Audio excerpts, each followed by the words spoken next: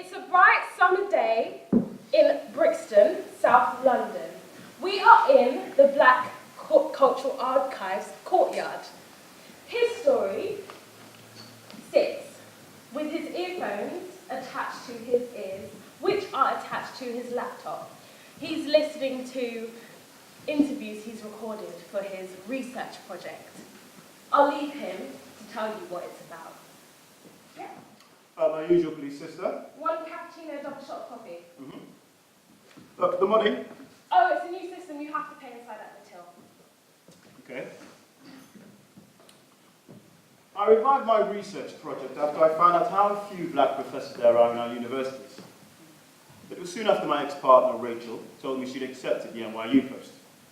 For the third time, she was passed over for senior lecturing, this time in favour of a wavy-haired PhD fresh from Oxford.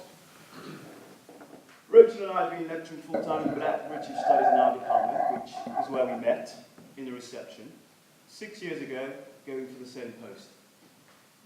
We both joked about there being room for only one black face at a time. We both got hired. We all became just shocked by shagging each other that night. Together ever since. Like me, she was born in London, Caribbean stock. Now she was done with London, she was going to grow up in New York. She wasn't surprised when I said I'd rather stay and continue the struggle.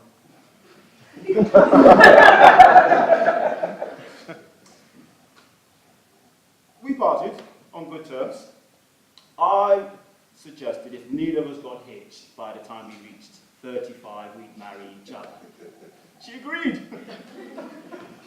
I found out she was a computer geek from Brooklyn who had developed a blacks-only Facebook platform on Facebook a week before her 35th birthday.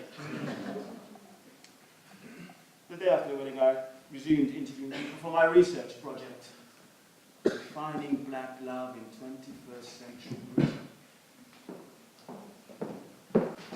We are now on the top deck of the bus 109 from Croydon to Brixton. HERSTORY is one of HERSTORY's respondents. She tells it better. When I saw you in reception, I thought, oh God, a professional black man.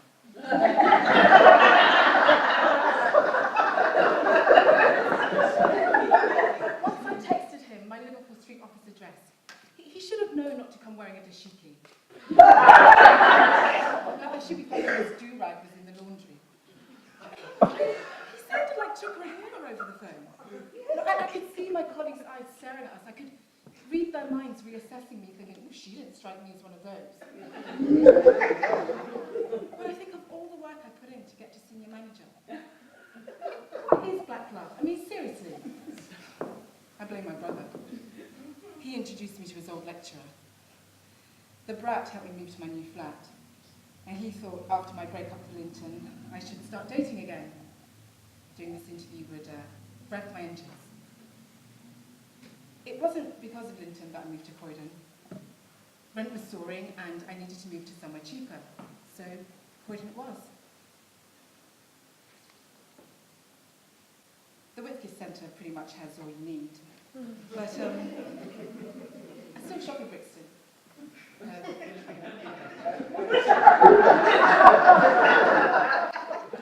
still love having coffee at my old favourite hangout. And anyway, Croydon shops don't accept the Brixton pound.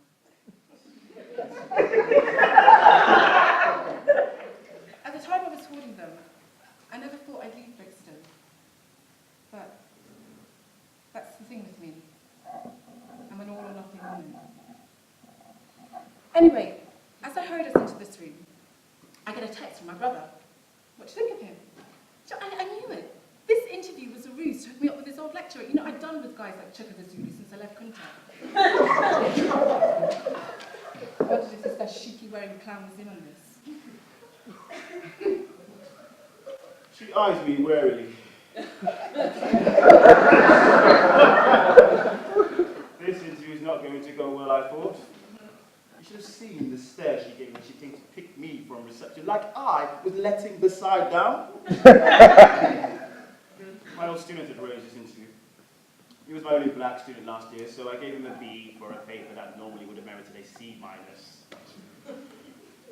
She offers me a coffee, but her attitude tells me she wants this over with yesterday. That's what I liked about Rachel. She never prejudged people, except white people who were all guilty in her eyes.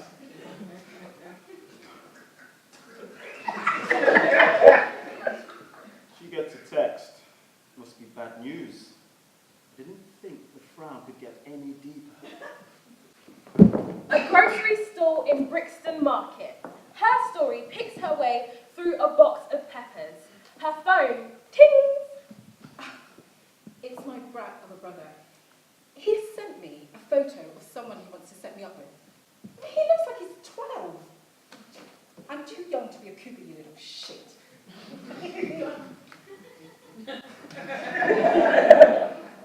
Am I too picky? I mean, is it hard to find someone who doesn't sleep in their car or live with their mother in 21st century London?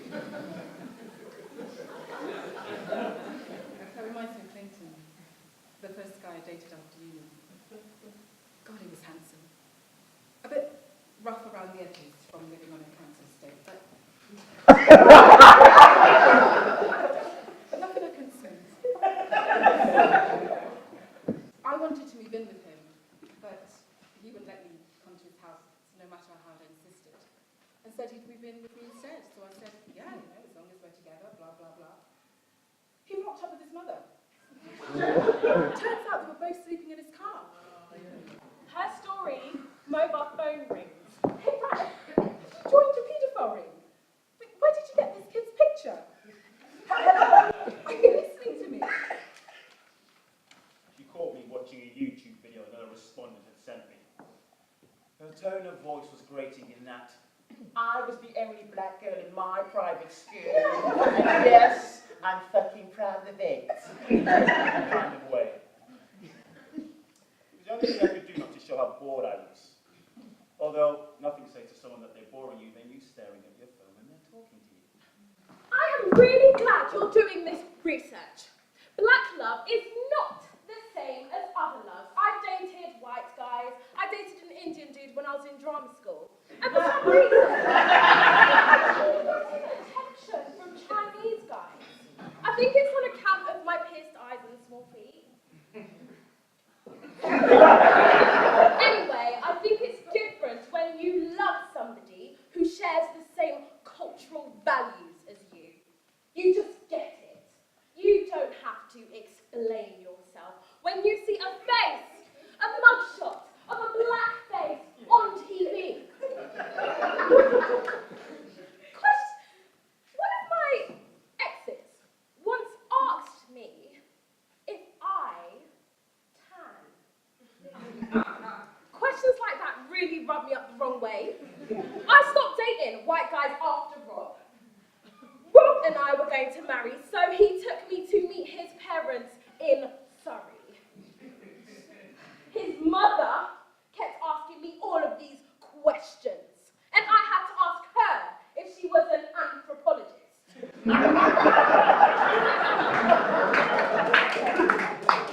On the way back to London, the first thing that Rob said to me was, "That went well."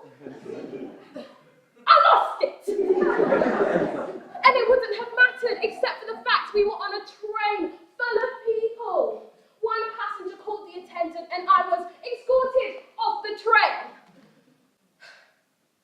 One passenger recorded the whole thing. Type crazy black chick attacks whole train carriage in a rain.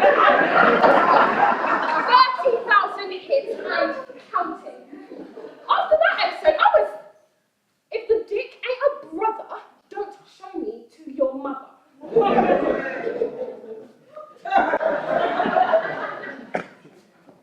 He apologizes. And I tell him about the time I went out with this insecure guy, and about the time I found out that I was gay, bisexual, or a fucker of any hole.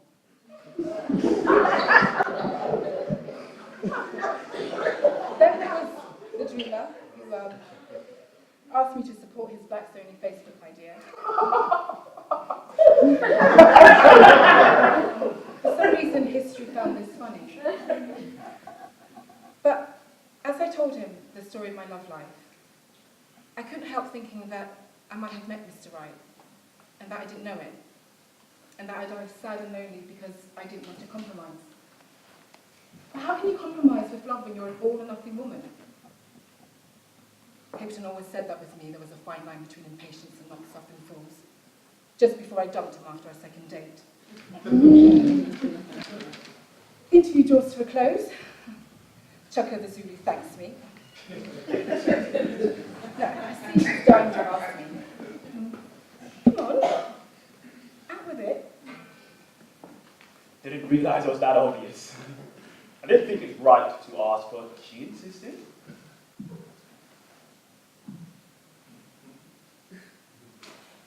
He asked me why I don't date someone who isn't black. And the implication is that I'm too white for a real black man to shack up with. Whatever the hell a real black man is. And she replied, As I said at the beginning of this interview, I'm an all-or-nothing woman. which I took to mean, I'm too good for guys like you, so stuff your PhD. So, I told him about Kunta X, formerly known as Denton. Kunta was a social worker who worked for excluded black kids in Southern. We met when I was in my first job at this tiny law firm in Tower Bridge. One of his kids was in trouble, so he came to us for help, and we kept seeing each other. He got me in touch with my black self, which, I have to say, after the education I have, was skin deep.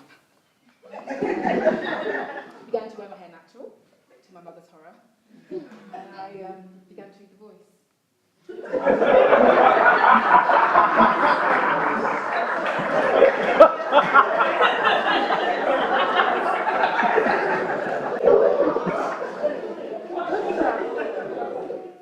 Kunta wasn't the man of my dreams.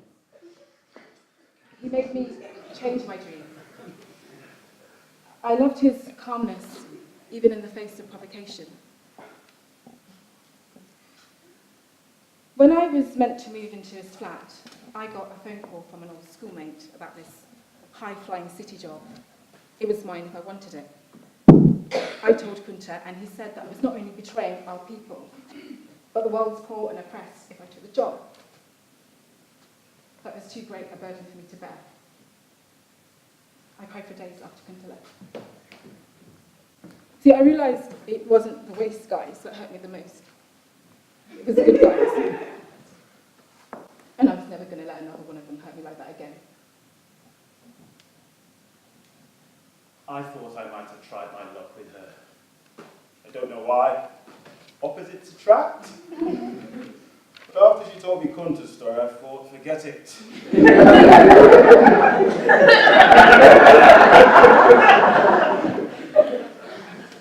Yet here I am, in this cafe, my regular haunt when Rhoda and I were together. She said it was her favourite cafe too, but I never seen her here. And here I am like a boy from some 80s romantic comedy, hoping that she'll turn up. Probably find out on Facebook that she's met someone. Rachel always used to say that black people never have any patience with each other. That's our problem. A patented lack of patience with each other.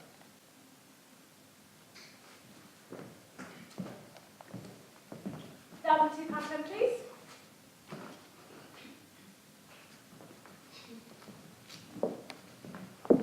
I don't know if it's a good thing telling Chuck my story. Maybe there is a thing called black love, but then I've only ever gone out with black men, so love for me has always been love. And I told him that. I shouldn't have been so final. What I said about dating guys like Kunta. But it's like I gave him a signal that I've run out of patience with guys like him. But he did say he was a regular at this cafe, so he might have been throwing me a rope. I lied. It's my first time here. So maybe I have feelings for him after all, despite the dishy thing.